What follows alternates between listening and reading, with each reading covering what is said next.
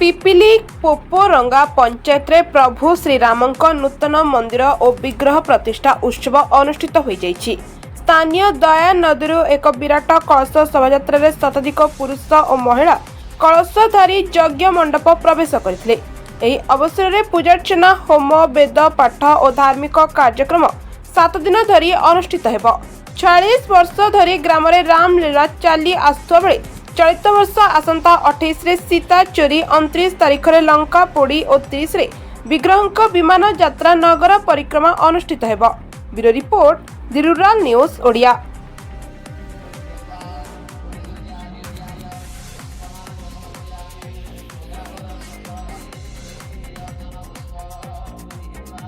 पचास वर्षर अनुष्ठान किंतु आम बहुत छोटू आम देखी आसू आम पूर्वपुरुष भी देखी आसू आम जेज बापा अमल देखी आसू ए अनुष्ठान एमती बजाय रही बहुत माने चेष्टा प्रचेषा ये अनुष्ठान हो पार ना कि हनुमान गोटे माने यज्ञ आरंभ है तापर आमर राम मंदिर प्रतिष्ठा है से आम बहुत खुशी अच्छु। ये बहुत दिन अनुष्ठान आज्ञा 1984 मसीह आम स्टार्ट करें पूर्व भी आम बापा जमा से करते आम मान सहयोग पड़ोशी 7-8 पंचायत सहयोग भी अनुष्ठान गठन कर तेणु आज आम स्वप्न साकार है बहुत खुशी। आज्ञा आमर से गतिश्वर पीठ नदी पटु आसता दया नदी पीठ आपण ये महान कार्य गोटे पुण्य कार्य सामिल होई केते निजको गर्व अनुभव बहुत गर्व पोपरंगा कोन रही कार्यक्रम केमती चलती ये कार्यक्रम रही शुणद आज्ञा ये प्रथम रामलीला आम जेज मैंने नाच कर गले जेज मान आम बापा मान कले बापा मान आम कलु आम पर आम पिला कले जहाँकि ये छोट वृक्ष जो लगे थे स्वर्गत लक्ष्मीधर पंडा सी आज विशाल बट वृक्ष परिणत होती कृति ये सब संभव रही ये मंदिर हम एमती आमर आशा आकांक्षा नाला जहाँ सब ये 6 खंड पंचायत को लेकर ये अनुष्ठान आज गढ़ी उठी। कौन कहबे करतन कौन ठाकुरंकर महिमा रही प्रभु श्री रामकर आपन तो कहली महिमा आम तो ये मंदिर ये बेला हम 3 थर ये दिखाई शुभ 3 थर एथर है पूर्णांग है जे ये ठाकुर महिमा कौन आम कहूँ आज्ञा तो चली जार आज्ञा चली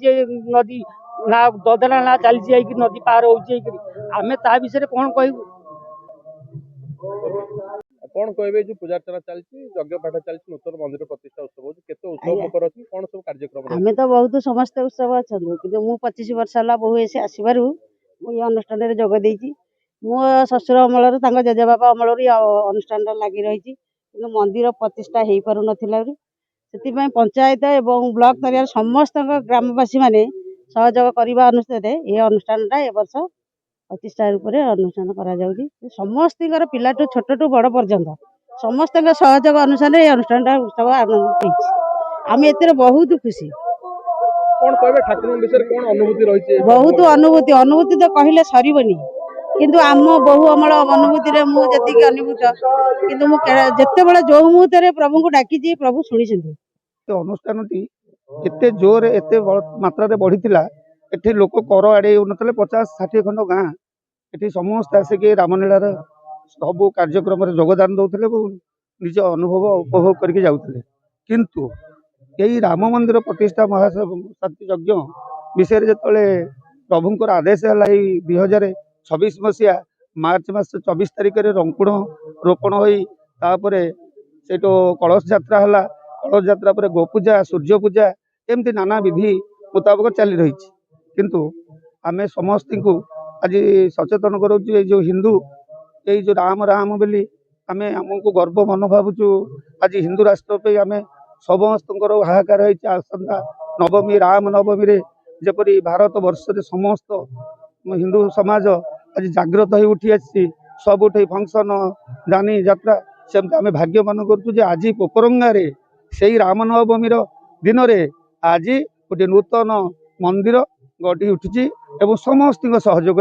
सबू गाँ गंडा बरपल्ली समस्त अनुदान अवदान स्नेह ममता भितर ये कार्यक्रम बहुत खुशी आनंद उल्लास चली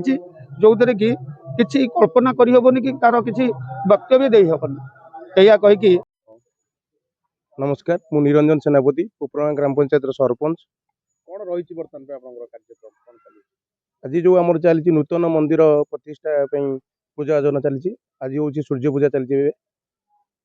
कौन कहे कौटू पानी आसाला केते पाखापाखि जो यज्ञ सब सामिल ये यज्ञ प्राय 108 कलश धरी आमर मैंने अच्छा भक्त मैंने आमर जो अच्छी गोवर्धनपुर आनी बसई। ग्रामर केमती कौन रही माहौल कौन सब कार्यक्रम करा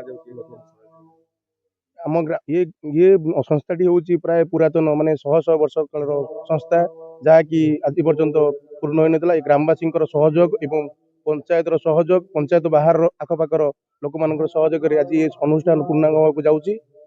जहाँकि आमर शनिवार दिन आमर ये पूजा ये शेष हम माने पूर्णाहुति हम। कौन कहे जो अन्य जो श्रद्धालु मान आमे तो ऑलरेडी जेहेतु रामनवमी भी रोचे 27 तारीख से आम रखीचु 28 तारीख आम रही पूर्णाहुति दिन आम बहुत ही श्रद्धालु को ये निमंत्रण करूँ से भी आसवाई आम भावुँ प्राय 4-5 हजार श्रद्धालु एठारे उपस्थित रही भी आम व्यवस्था रखीचु प्रसाद सेवन व्यवस्था रखीचु आउ जो आमर आखपाख ग्राम एवं यही गाँव माने कलाकार को लेकिन जो आम कर जो रामनाट्य 3 राति धरी चलो जैक सीता चोरी लक्ष्मण शक्तिवध एवं राम वनवास एवं लंका पोड़ी केते उत्सवमुखर होई उठिछि आपन ग्राम बहुत उत्साह अच्छी कहीं जेहेतु आम गाँव 100 वर्ष धरिक रामलीला चली झील बो मैंने बंधु कुणिया समस्ते भरपूर समिति घरे भरपूर अच्छा ये पूजार ये आनंद उत्सव नौ आपन केते खुशी छन मु बहुत खुशी अच्छी। प्रथमतः राम होउचंदी श्यामल राम होउचंदी अयोध्या तो काहाकू आम कौ राम को पूजा करिया ना माता राम मत पिता रामचंद्र स्वामी राम मत सखा रामचंद्र सर्व स्वामी रामचंद्र दयालु नान्यम जाने नैव जाने न जाने राम को बिना आ संसार रे किछि नाही जमिति आम हरे कृष्ण आम वेद पाठ पढ़ुचे मंत्र पाठ करछे जहाँ भी करछे पुणी गोटे हरे कृष्ण राम नाम भी समस्त दिया